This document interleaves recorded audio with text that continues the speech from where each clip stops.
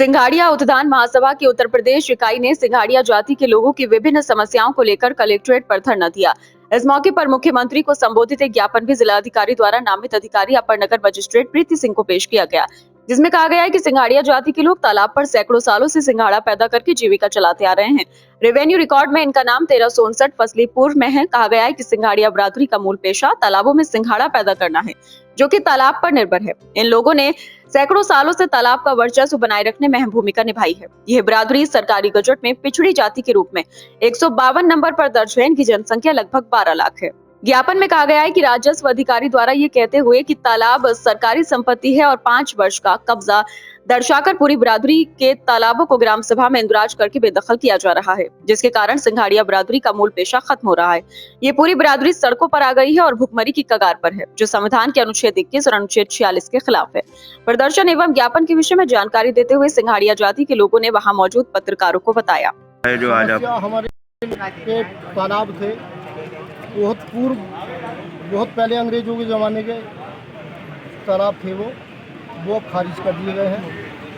तो हमारी मांग ये है कि उन लोगों को वापसी मिलना चाहिए। कितने तालाब थे? तालाब तो सभी जगह है। वो क्या परेशानी है उसमें? जहाँ भी हमारे कास्ट के लोग रहते हैं हर जगह है। परेशानी क्या है? परेशानी उनके खारिज कर दिए गए हैं, भूमाफिया कब्जा कर रहे हैं और आदेश है उनके कब्जा हटाने के। आमदनी का जरिया और कोई नहीं है, सिंघाड़ा करते थे और अपना करते खाते थे। अच्छा, इन तालाबों के पट्टे आपके नाम आवंटित है? चलते जा रहे हैं पहले से हमारे सिंघाड़िया समाज के सभी लोग यहाँ से पूरे वर्ल्ड से आए हुए हैं।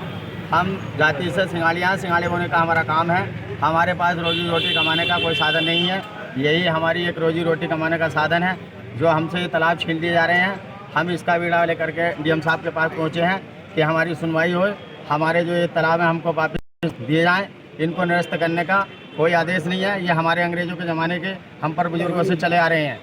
लिहाजा हम ये चाहते हैं कि हम पर जो है हम सड़कों पर उतर जाएंगे अगर हमारी ये सुनवाई नहीं होती है। तो हमें कोई रोजी रोटी कमाने का साधन या तो दिया जाए।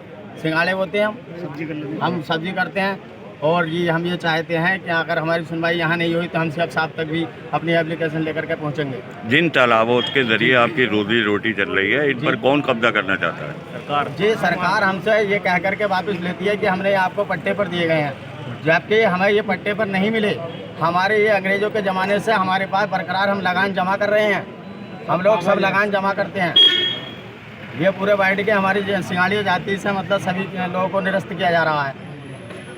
इनको जो है निरस्त करने का क्या अधिकार है साहब? इन्होंने जब दिए नहीं थे तो अंग्रेजों के ज़माने से समाज चले आ रहे हैं। हमारी है कि हम लोगों के पास केवल एक तालाब थे जिसमें हमारी रोजी रोटी चलती थी, जिसके लिए हम उसमें सिंघाड़े का उत्पादन करते थे।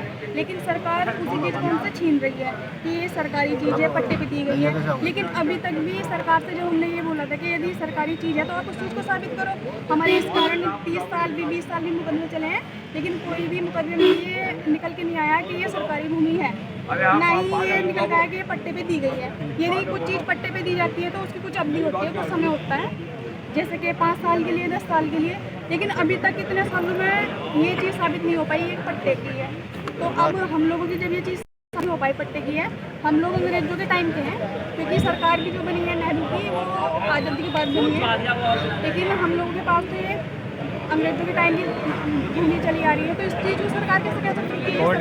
तो आप क्या मांग करना चाहती हैं? अब हमारी केवल यही मांग है कि हमारी भूमि हमें ही दी जाए।